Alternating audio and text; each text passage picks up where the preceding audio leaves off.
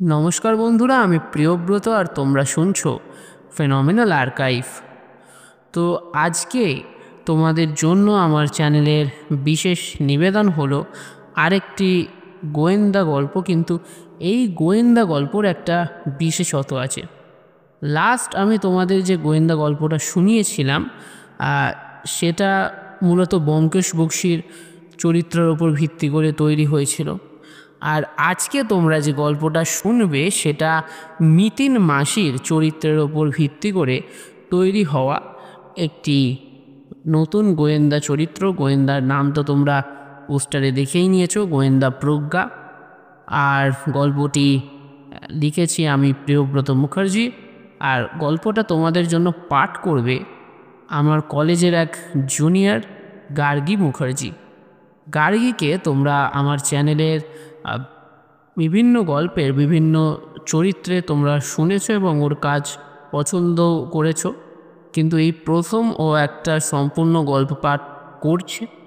আশা করছি তোমাদের ওর গল্প পাঠ ভালো লাগবে। আর গল্প পাঠ ভালো লাগলে তোমরা জানো কি করতে হয়, লাইক, শেয়ার এবং কমেন্ট।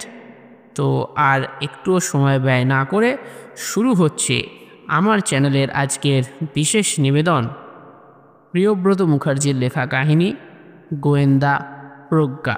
গল্প পাঠে Gargi Mukherjee. Over to you Gargi.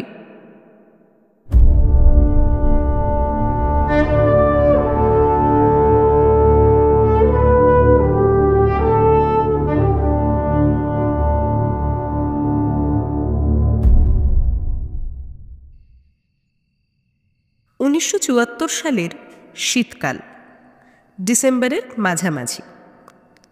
Hooghly জেলার অন্তর্গত উত্তরপাড়া শহর। গঙ্গার ধারে গড়ে ওঠা পুরনো এই শহর একসময় কলকাতার সমৃদ্ধজনদের আশ্রয়স্থল ছিল। আদি বাড়িগুলোর নকশা, সরু অলিগলি, শতাব্দী প্রাচীন বটগাছ আর মন্দিরের ঘণ্টাধ্বনি মিলিয়ে এখানে যেন এক অদ্ভুত রহস্যময়তা মিশে আছে। তবে এই শীতের সন্ধ্যায় রহস্যটা শুধু বাতাসে নয়, মিশে আছে ঘটমান বাস্তবের এক অজানা কাহিনীতে। প্রজ্ঞা পারমিতা রায় এই শহরেরই এক অদ্ভুত চরিত্র। গায়ে ঢিলেঢালা কাঠের বোতাম লাগানো সোয়েটার, কাঁধে একটা পুরনো ব্যাগ, আর চোখে গভীর দৃষ্টি। নারী গোয়েন্দার কথা মানুষ তখনও ভাবে না, অথচ প্রজ্ঞা তার নিজের মতো করেই রহস্যের জাল ছিন্ন করতে ভালোবাসে। ছোটবেলা থেকেই রহস্য তাকে আকর্ষণ করছে। বইয়ের পাতায় পড়া গোয়েন্দা কাহিনীর নায়কদের মতো হবেন না তিনি। তিনি হবেন নিজের মতো, সম্পূর্ণ অন্যরকম। তার চিন্তাভাবনার গতিপথটাও ঠিক সেই রকমই। সন্ধ্যা তখন 6টা। রাস্তায় কুয়াশার পর্দা নেমেছে। গঙ্গার ধারের বাতাস কাঁপিয়ে তুলছে শুকনো পাতা। উত্তরপাড়ার রাজবাড়ির পাশের সরু গলিটা ক্রমশ আঁধারে ঢেকে যাচ্ছে। এই রাজবাড়ি একসময় জমিদার অমিয়নাথ রায়চৌধুরীর ছিল। এখন অবশ্য তার উত্তরসূরিরা শহরের অন্য কোথাও চলে গেছে। বাড়ি পড়ে আছে প্রায় পরিত্যক্ত হয়ে। একসময় এখানে আলোকসজ্জা, বড় বড় ভোজসভা, সঙ্গীতানুষ্ঠান বসত। এখন সেখানে শোনা যায় শুধু রাতের ঝিঝি পোকার ডাক। এই রাজবাড়ির কাছাকাছি আজ সন্ধ্যায় একটা ঘটনা ঘটেছে এবং সেটা নিয়েই উত্তেজিত গোটা শহর।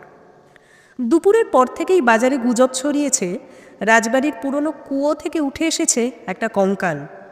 কেউ বলে ওটা বহু বছর আগে নিখোঁজ হয়ে যাওয়া এক মহিলার দেহাবশেষ।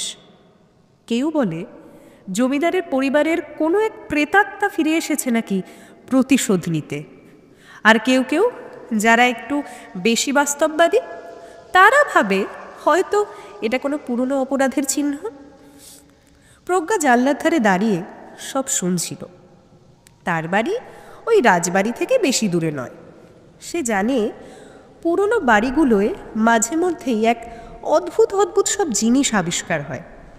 তবে কঙ্কাল পাওয়া মানেই যে ভুতুরে ব্যাপার তা নয়, এখানে নিশ্চয়ই কোনো না কোনো সত্য লুকিয়ে আছে। দিদি শুনেছ, রাজবাড়ির কুয়ো থেকে প্রজ্ঞার ছোট ভাইঝি সোহিনী দরজার কাছে দৌড়ে এসে হাঁপাতে হাঁপাতে বলল। প্রজ্ঞা মাথা নাড়ল। শুনেছি, আমরা এখনই ওখানে যাব। সোহিনী বিস্মিত চোখে তাকালো। এত রাতে? সন্ধ্যা হয়েছে মাত্র, রাত তো নয়। আর রহস্য সন্ধান করতে হলে সময়ের যে তোয়াক্কা করা চলে না। সোহিনী একটু ইতস্তত করল।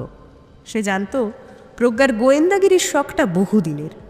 স্কুল জীবন থেকেই সে রহস্য সমাধান করতে পছন্দ করে, কিন্তু সত্যিকারের কঙ্কাল ব্যাপারটা যেন একটু বেশি ভীতিকর। উত্তরপাড়া রাজবাড়ির সামনের উঠোনে তখন বেশ ভিড় জমেছে। কুয়োটার চারপাশে লণ্ঠন জ্বলছে, পুলিশের দু একজন কর্মী দাঁড়িয়ে আছেন, আর সাধারণ মানুষের গুঞ্জন ক্রমশ বাড়ছে। প্রজ্ঞা এগিয়ে গেল। এক পুলিশ অফিসার, সুব্রত সেন, তাকে দেখে বিরক্তির সুরে বললেন, আপনি আবার এসেছেন? প্রজ্ঞা হাসল। অবশ্যই, রহস্য যেখানে আমি সেখানে। সুব্রতবাবু তাকে চেনেন। তার অদ্ভুত বিশ্লেষণ ক্ষমতা ও পর্যবেক্ষণ ক্ষমতা পুলিশকে একাধিকবার সাহায্য করেছে। যদিও অফিসারের মতে প্রজ্ঞার এসব নাক গলানো অভ্যেসটা তাদের মোটেই পছন্দের নয়। প্রজ্ঞা কুয়োর ধারে দাঁড়ালো। অন্ধকারে চোখ সয়ে এলে সে দেখতে পেল একটা হাড়গোড়ের স্তূপ পড়ে আছে। তার কিছুটা কাদামাটিতে ঢাকা, আর হাতের হাড়গোড়গুলো কেমন যেন অসমান। মনে হচ্ছে কেউ যেন ইচ্ছে করে ওগুলোকে ভেঙেছে। আপনার কি মনে হয় এটা ঠিক কতদিন আগের? প্রজ্ঞা জিজ্ঞাসা করল। সুব্রতবাবু গম্ভীর মুখে বললেন, আমরা বিশেষজ্ঞ ডেকেছি, কিন্তু এটা নিশ্চিত খুব পুরনো। তবে প্রশ্ন হচ্ছে এটা এখানে এলো কিভাবে? প্রজ্ঞা চারপাশটা খুব খুঁটিয়ে দেখল। রাজবাড়ির পুরনো দেওয়ালে শ্যাওলা জমেছে, জানলাগুলো ভাঙাচোরা। কুয়োর পাশে কিছু কিছু পাথরের টুকরো পড়ে আছে, আর কুয়োর ইটের গাঁথুনির কয়েকটা অংশ যেন নতুন দেখাচ্ছে। কেউ যেন খুব সাম্প্রতিক সময় সেখানে হাত দিয়েছে। তারপরে সে মাটিতে একটা গভীর চিহ্ন দেখতে পেল, একজোড়া বুটের ছাপ। প্রজ্ঞার চোখ চকচক করে উঠল। সুব্রতবাবু, আমার মনে হচ্ছে এটা নিছক পুরনো কোনো দুর্ঘটনার ফল নয়। এখানে কেউ ইচ্ছে করেই কিছু রেখেছে। সুব্রতবাবু ভ্রু কুঁচকে তাকালেন। কি বলতে চাইছেন আপনি? প্রজ্ঞা ধীরে ধীরে বলল, আমি বলতে চাইছি এই কঙ্কাল রহস্যের সূত্র। এটা হয়তো কোনো পুরনো অপরাধের প্রমাণ, কিংবা... সে থামল। তার মনে একটা সন্দেহ দানা বাঁধছে যেন। এই রহস্য কি সত্যি অতীতের কোনো গোপন সত্য প্রকাশ করছে, নাকি কেউ ইচ্ছাকৃতভাবে নতুন করে একটা খেলা শুরু করেছে? উত্তরপাড়ায় রাত নেমে এসেছে পুরোপুরি। গঙ্গার ধারে শীতের হিমেল হাওয়া বইছে, আর আকাশের চাঁদ যেন কুয়াশার আস্তরণে নিজেকে আড়াল করেছে। রাজবাড়ির উঠোনে এখনো কিছু মানুষ দাঁড়িয়ে রয়েছে। গুঞ্জন ধীরে ধীরে ম্লান হচ্ছে। কুয়োর ধারে রাখা লণ্ঠনের আলোটা বাতাসে কেঁপে যাচ্ছে। তবে এই নিস্তব্ধতার মধ্যেও একটা অদ্ভুত অস্বস্তি যেন ক্রমশ ঘনীভূত হচ্ছে। প্রজ্ঞা মাটির দিকে তাকিয়েছিল। বুটের ছাপগুলো কুয়োর পাশের ভেজা মাটিতে তো খুবই স্পষ্ট, কিন্তু সেগুলো যেন কোথাও গিয়ে হঠাৎ করেই প্রায় মিলিয়ে গেছে, যেন লোকটা হাওয়ায় মিশে গেছে। সুব্রত সেন চুপচাপ দাঁড়িয়ে, তার চোখে মুখে এক রাশ বিরক্তি। পুলিশি দায়িত্ব পালন করতে তিনি অভ্যস্ত, তবে রহস্যের গভীরে যাওয়ার প্রতি তার তেমন আগ্রহ নেই। অপরাধ ঘটেছে, তদন্ত হবে, দোষী ধরা পড়বে, ব্যাস।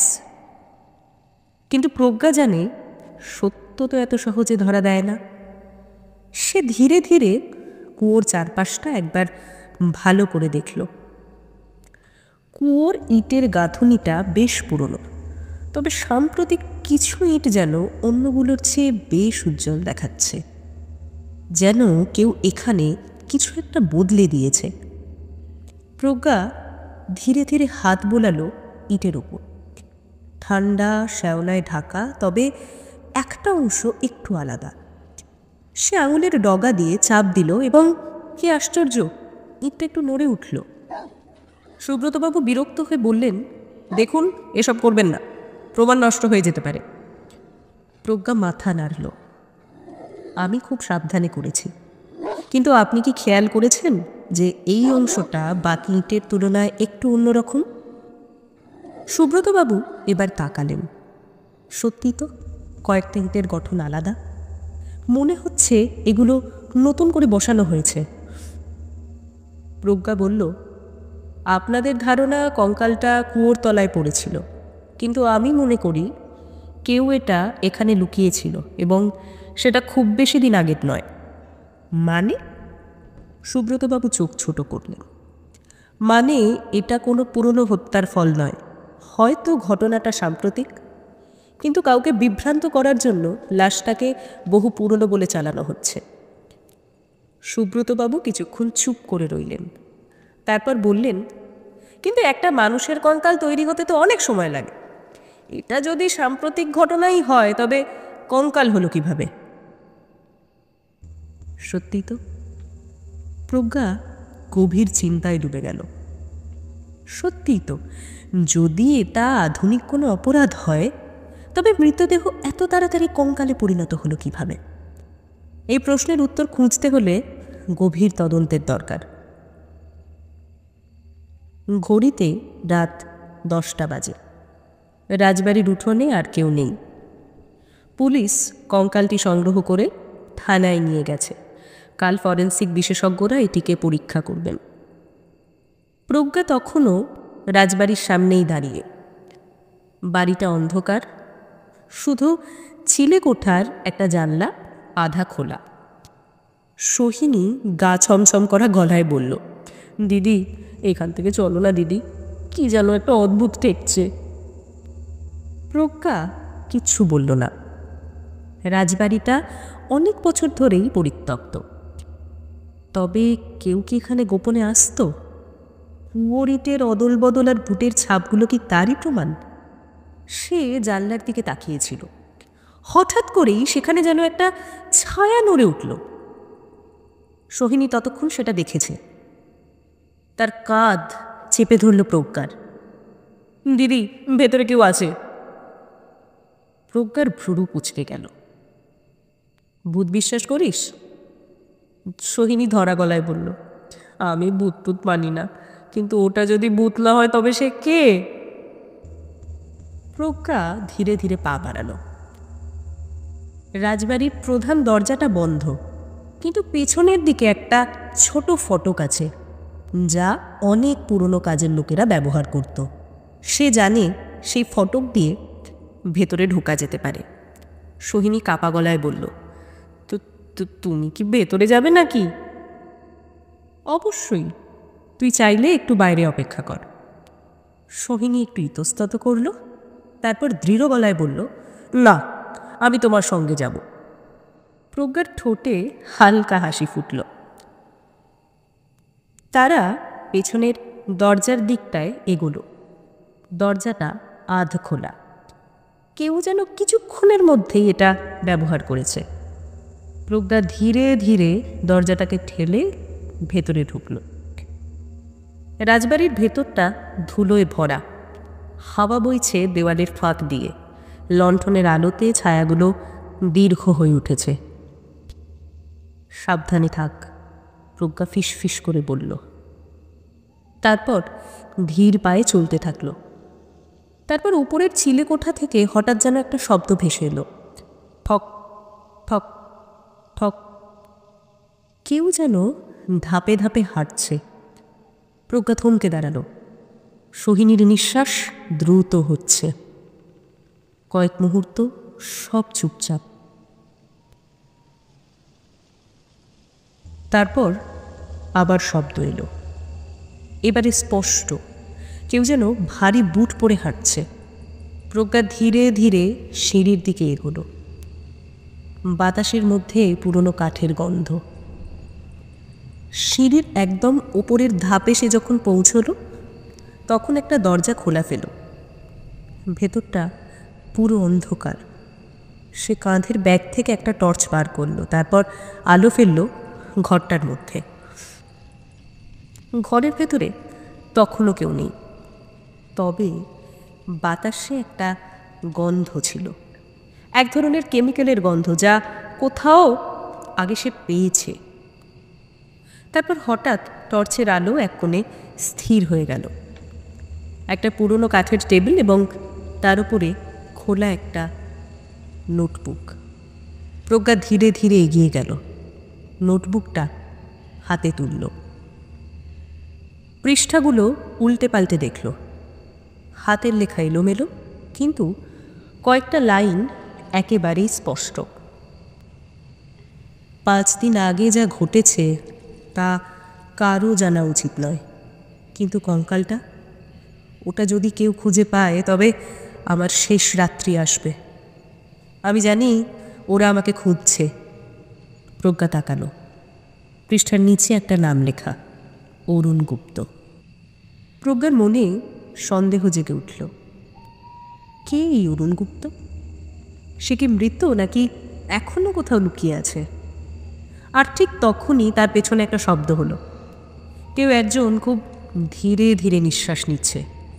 প্রজ্ঞা দ্রুত ঘুরে দাঁড়ালো, টর্চের আলো ফেললো সামনের দিকে, কিন্তু সেখানে কেউ নেই। তবে দরজাটা নিজে নিজেই বন্ধ হয়ে যাচ্ছে, যেন কেউ তাকে এই অন্ধকার ঘরটায় আটকে ফেলতে চাইছে। অদ্ভুতভাবে দরজাটা ধীরে ধীরে বন্ধ হয়ে যাচ্ছে। বাতাসের কোনো প্রবাহ নেই, নেই কোনো দৃশ্যমান হাত। তবুও কাঠের দরজাটা চুই চুই শব্দ করে অন্ধকারটাকে যেন আরও গাঢ় করে তুলেছে। প্রজ্ঞা দ্রুত এগিয়ে গিয়ে দরজার ফাঁকে হাত রাখল। তার আঙুলের চাপে দরজাটা আবার খানিকটা খুলে গেল, কিন্তু তখনই তার পেছন থেকে একটা হাওয়ার ঝাপটার মতো কিছু একটা অনুভব করল সে। ফিসফিস করে কেউ যেন কিছু বলল তাকে, খুব কাছে। সোহিনী আঁতকে উঠল, তার কাঁধ শক্ত হয়ে গেছে। দিদি, বেরিয়ে চলো, তোমার দোহাই, এখানে কিছু একটা আছে। প্রজ্ঞার মস্তিষ্ক দ্রুত কাজ করছে। ভয় তাকে পেয়ে বসেনি, বরং এই অজানা রহস্যের গভীরে প্রবেশ করার এক অদ্ভুত আকর্ষণ অনুভব করছে সে। সে টর্চের আলো ঘুরিয়ে পুরো ঘরটাকে একবার দেখে নিল। তারপরে আলোটাকে ঘোরাতে ঘোরাতে সে নিয়ে এলো তাকে ঘরের কোণে। টেবিলের ওপরে পড়ে থাকা নোটবুকটা তখনও উন্মুক্ত। পাতাগুলো বাতাসে সামান্য কাঁপছে। কালি শুকিয়ে গেছে, কিন্তু লেখাগুলো যেন এখনো কথা বলছে। কঙ্কালটা যদি কেউ খুঁজে পায় তবে আমার শেষ রাত্রি আসবে। কথাটা কানে বাজছে, শেষ রাত্রি আসবে। এর মানে কি অরুণ গুপ্ত জানতো যে সে মারা যাবে? তবে কি সে সত্যিই মৃত? প্রজ্ঞা দ্রুত নোটবুকটা তার হাতে তুলে নিল। লেখার কালি একটু ঝাপসা হয়ে গেছে, যেন তাড়াহুড়ো করে লেখা, কিন্তু নিচের পাতায় আরেকটা বাক্য ছিল যা এতক্ষণ তার চোখে পড়েনি। ওরা জানে আমি এখানেই আছি। হঠাৎ করে একটা শব্দ হলো ঘরের ভেতর, ঠিক সিলিংয়ের উপরে। কোনো ভারী বস্তু যেন নাড়া দিল, অথবা কেউ যেন পায়ের চাপে সিলিংয়ে অবস্থান করছে। প্রজ্ঞা দ্রুত টর্চটা তুলে ছাদের দিকে তাকালো। পুরনো কাঠের ঝিমের ফাঁকে কি সত্যি কেউ লুকিয়ে আছে? তারপরে সম্পূর্ণ নীরবতা। শুধু নিঃশ্বাসের শব্দটুকু টের পাওয়া যাচ্ছে। প্রজ্ঞা দ্রুত সোহিনীর দিকে তাকালো। তার চোখ বিস্ফারিত, ঠোঁট শক্ত। সে কামড়ে ধরেছে তার সেই ঠোঁট। এবারে আমাদের বেরোতে হবে, ফিসফিস করল প্রজ্ঞা। ঠিক তখনই সিঁড়ির নিচে একটা আওয়াজ। কেউ দ্রুত নিচে নেমে যাচ্ছে, কেউ পালাচ্ছে। প্রজ্ঞা আর দেরি করল না, নোটবুকটা হাতের ব্যাগে ঢুকিয়ে নিয়ে দ্রুত ঘরের বাইরে বেরিয়ে এলো। সোহিনী ঠিক তার পেছনে। সিঁড়ির কাঠের দ্রুত পায়ে তার শব্দ হচ্ছে। সিঁড়ির শেষ ধাপে গিয়ে কেউ যেন ঝাঁপ দিল বলে মনে হলো। তারপর আবার অখণ্ড নীরবতা। প্রজ্ঞা আর সোহিনী দ্রুত নিচে নেমে এলো, কিন্তু ফটক তখন পুরোপুরি খোলা, উন্মুক্ত হাওয়া দিচ্ছে বাইরে, কিন্তু কেউ নেই। অন্ধকার গলিতে হারিয়ে গেল কে?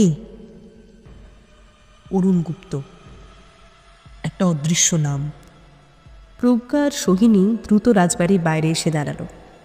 রাস্তায় এখন কেউ নেই, শুধু দূরে গঙ্গার ঘাটের দিক থেকে মাঝিদের গানের ক্ষীণ সুর ভেসে আসছে। প্রজ্ঞার কপালে ভাঁজ পড়েছে। সোহিনী, আমরা একজন অদৃশ্য মানুষের খোঁজ পেয়েছি। সোহিনী ফিসফিস করে বলল, কি অরুণ গুপ্ত? প্রজ্ঞা মাথা নাড়ল। হয়তো হয়তো সে বেঁচে আছে, অথবা হয়তো সেই আমাদের সামনে আসতে চাইছে না, কিন্তু সে যে ছিল এখানে এটা নিশ্চিত। তবে প্রশ্ন একটাই, যদি অরুণ গুপ্ত এখানে থেকে থাকে তাহলে সে কোথায় গেল? আর কঙ্কালের রহস্যের সঙ্গে তার সম্পর্কটাই বা ঠিক কী? পরদিন সকাল, প্রজ্ঞা থানায় গিয়ে সুব্রত সেনের মুখোমুখি বসে আছে। টেবিলের উপরে রাখা নোটবুকটা পুলিশের হাতে তুলে দিয়েছে সে। সুব্রতবাবু নোটবুকের পাতা উল্টাচ্ছেন এবং মুখের রেখাগুলো খুব গভীর। অরুণ গুপ্ত নামে কি কেউ উত্তরপাড়ায় ছিলেন? সুব্রতবাবু মাথা চুলকে বললেন, এই নামে তো কাউকে জানি না, তবে খোঁজ নিয়ে দেখতে হচ্ছে। আর কঙ্কালের ফরেন্সিক রিপোর্ট? সুব্রতবাবু দীর্ঘশ্বাস ফেললেন, সেটা এখনো আসেনি, তবে একটা অদ্ভুত তথ্য পেয়েছি। কি? কঙ্কালের দাঁতগুলো দেখে একজন দন্ত বিশেষজ্ঞ বলেছে এটা খুব বেশি পুরনো নয়। প্রজ্ঞার চোখ জ্বলে উঠল, আমি বলেছিলাম। সুব্রতবাবু এবার সত্যিই চিন্তিত হয়ে পড়লেন। তার মানে কেউ ইচ্ছে করে এটাকে পুরনো কঙ্কাল বলে চালানোর চেষ্টা করছে? কিন্তু কেন? প্রজ্ঞা চুপ করে বসে রইল। তার মনের ভেতর যেন কিছুর একটা আঁচ লেগেছে। কঙ্কালটা যদি পুরনো না হয় তাহলে এই নাটকটাই বা তৈরি করা হলো কেন? সন্ধ্যার সময় প্রজ্ঞা নিজের বাড়িতে প্রচুর বইপত্র ঘাঁটছিল। একটা আলমারি খুলতেই কয়েকটা পুরনো কাগজ বেরিয়ে এলো, আর তার ভেতর থেকে একটা চিঠি মেঝেতে পড়ে গেল। হাতের লেখা নড়বড়ে, কালিটা কিছুটা মলিন হয়ে গেছে। প্রজ্ঞা কাগজটা তুলল, ধুলো সরিয়ে পড়তে শুরু করলো। আমি জানি তুমি এখন উত্তরপাড়াতেই আছো। আমি যা করেছি তার জন্য আমাকে কখনো ক্ষমা করবে না, কিন্তু তুমি যদি জানতেই চাও সত্যিটা কি, তবে আজ রাত 10টায় গঙ্গার ঘাটে এসো, আমি অপেক্ষা করব। চিঠির শেষে লেখা অ। প্রজ্ঞার হৃৎস্পন্দন যেন থেমে গেল এক মুহূর্তের জন্য। অ মানে কি তবে অরুণ গুপ্ত? তাহলে সে কি সত্যি উত্তরপাড়ায় আছে? চিঠির নিচে একটা তারিখ লেখা, 12ই ডিসেম্বর 1974। আজকের তারিখটা ঠিক কত? 12ই ডিসেম্বর 1974। অর্থাৎ যেই চিঠিটা লিখেছিল সে আজ রাত 10টায় গঙ্গার ঘাটে কাউকে ডাকছে, কিন্তু কাকে? প্রজ্ঞার ঠোঁটের কোণে হালকা একটা হাসি ফুটল। আজ রাত 10টায় গঙ্গার ঘাটে তাকে যেতেই হবে, কারণ সত্যিটা কোথাও না কোথাও সেখানে লুকিয়ে আছে। উত্তরপাড়া শহরে রাত নেমেছে। কুয়াশার চাদরে মোড়া রাস্তাগুলো যেন শীতল, নিঃশব্দ। গঙ্গার ধারের বাতাসে এক অদ্ভুত আর্দ্রতা, যেন জলের ওপর ঝুলে থাকা অদৃশ্য ছায়ারা সেখানে ঘুরে বেড়াচ্ছে। প্রজ্ঞা ধীরে ধীরে হাঁটছে। তার পায়ের নিচে ভিজে পাতা চাপা পড়ছে নরম শব্দে। রাত তখন 9:30। চারপাশে বিরাজ করছে এক থমথমে নীরবতা। সোহিনী সঙ্গে আসতে চেয়েছিল বটে, কিন্তু প্রজ্ঞা তাকে আটকে দিয়েছে। কিছু কিছু জায়গায় একাই যেতে হয়। গঙ্গার ঘাটের কাছে এসে সে দাঁড়ালো। নদীর কালো জল ধীর গতিতে বইছে, দূরে একটা নৌকা বাঁধা, বাতাসের ছোঁয়ায় দড়িগুলো যেন কড়মড়িয়ে উঠছে। তার চোখ এবার ঘাটের পাশে একটা বটগাছের দিকে গেল। চিঠিতে বলা ছিল আমি অপেক্ষা করব, কিন্তু কেউ তো কোথাও নেই, শুধু বাতাস বইছে আর মাঝে মাঝে কোথাও একটা শুকনো পাতা পড়ে যাচ্ছে। তবে এই চিঠিটা কি কোনো ফাঁদ? প্রজ্ঞা ধীরে ধীরে এগিয়ে গেল। ঘাটের সিঁড়িগুলো তো ভেজা, সেখানে তো কারুর আসার কোনো চিহ্ন নেই। হঠাৎ কিছু যেন একটা নড়ে উঠল। সে দ্রুত সজাগ হয়ে গেল। অন্ধকারের ভেতরে একটা ছায়া। এক মুহূর্ত দাঁড়িয়ে থেকে সে ফিসফিস করে বলল, অরুণ গুপ্ত। কোনো উত্তর এলো না। গভীর চিন্তায় ডুবে থাকা অবস্থায় হঠাৎ একটা চিৎকার ভেসে এলো। উত্তরপাড়া শহরের দিক থেকেই আসছে, দূর থেকে কেউ যেন আতঙ্কে আর্তনাদ করছে। প্রজ্ঞা দ্রুত সেই দিকে তাকালো, আর এক মুহূর্ত অপেক্ষা না করেই সেই দিকে দৌড় দিল। কারণ সে জানত এই চিৎকারের উৎসে পৌঁছানো দরকার, আর সেটা সম্ভবত তাকে নিয়ে যাবে সত্যের আরও কাছাকাছি।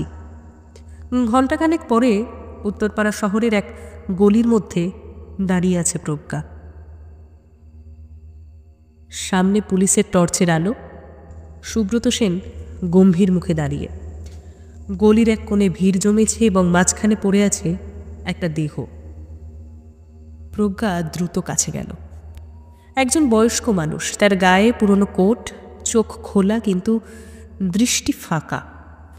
তার হাতের মুঠোয় কিছু যেন ধরা আছে। সুব্রতবাবু নিচু হয়ে হাতটা আলতো করে খুললেন। একটা মোড়ানো কাগজ। প্রজ্ঞা দ্রুত সেটার উপর চোখ বোলালো, কিন্তু যখন সে লেখাটা পড়ল তার শরীরটা হালকা শিউরে উঠল যেন। কারণ সেই কাগজে লেখা ছিল, ওরা সত্যি লুকিয়ে রেখেছে, ওই কুয়োর নিচেই আরও কিছু আছে। প্রজ্ঞা সুব্রতবাবুর দিকে তাকালো। সুব্রতবাবুর চোখেও তখন গভীর ভাবনা। কুয়োর নিচে আরও কিছু আছে? তাহলে কি সেই কঙ্কালের সমস্ত রহস্যটা এখনো পর্যন্ত উন্মোচিত হয়নি? প্রজ্ঞার মনে তখন প্রশ্নের ঝড় উঠেছে। প্রজ্ঞা ধীরে ধীরে বলল, সুব্রতবাবু, আমাদের আবার রাজবাড়ির কুয়োতে ফিরে যেতে হবে। সুব্রতবাবু সরু চোখে তাকালেন। তুমি কি নিশ্চিত? হ্যাঁ, কারণ এই রহস্যের সত্যিটা এখনও লুকিয়ে আছে এবং কেউ সেটাকে যত্ন করে লুকিয়ে রাখতে চায়। তার কণ্ঠে ছিল দৃঢ়তা, কারণ সে জানত আগামীকাল নতুন কোনো সত্য উন্মোচিত হতে চলেছে এই উত্তরপাড়া শহরের বুকে। শীতের রাতের কুয়াশা উত্তরপাড়া রাজবাড়ির চারপাশের এক অদ্ভুত রহস্যময়তা সৃষ্টি করেছে।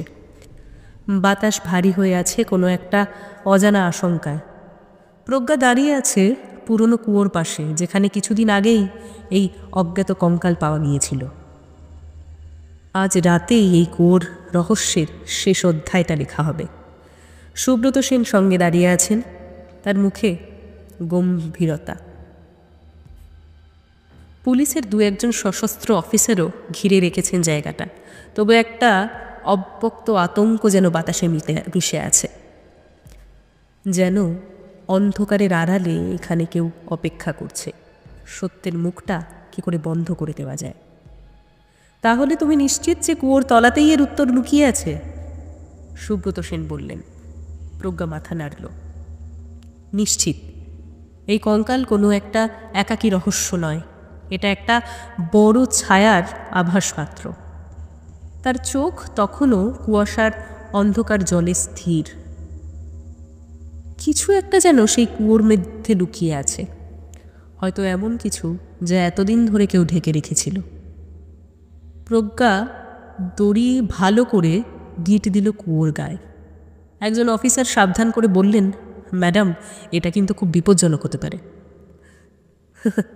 বিপদই তো সত্যের আসল দরজা, মৃদু হেসে বলল প্রজ্ঞা। তারপর এক ঝটকায় দড়ি ধরে সে নামতে শুরু করলো অন্ধকারের গহ্বরে। নিচে নামতে নামতে একটা লোনা গন্ধ তার নাকে এলো। কুয়াশার ভেতরের যে দেওয়ালটা, সেটা ছিল শ্যাওলায় ঢাকা, নিচে একটু একটু করে জল জমে আছে। কুয়াশার মতো ধোঁয়া ওঠা জলে চাঁদের ক্ষীণ আলো প্রতিফলিত হচ্ছে। হঠাৎ তার হাত কিছুতে আটকে গেল। একটা ইঁট, যেটা অন্যগুলোর মতো শক্ত লাগছে না। প্রজ্ঞা প্রথমে থমকে দাঁড়ালো।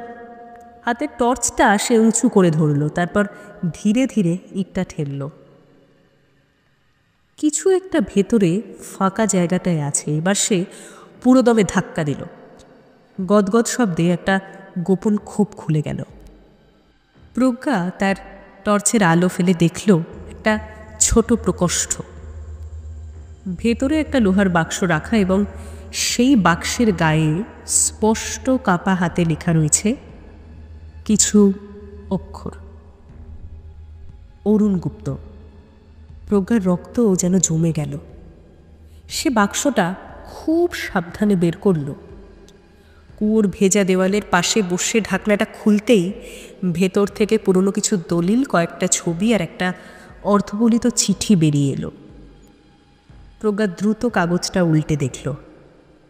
প্রথম যে কাগজটা দেখল তাতে যা লেখা ছিল সেইটা পড়ে তার চোখ বিস্ফারিত হয়ে গেল।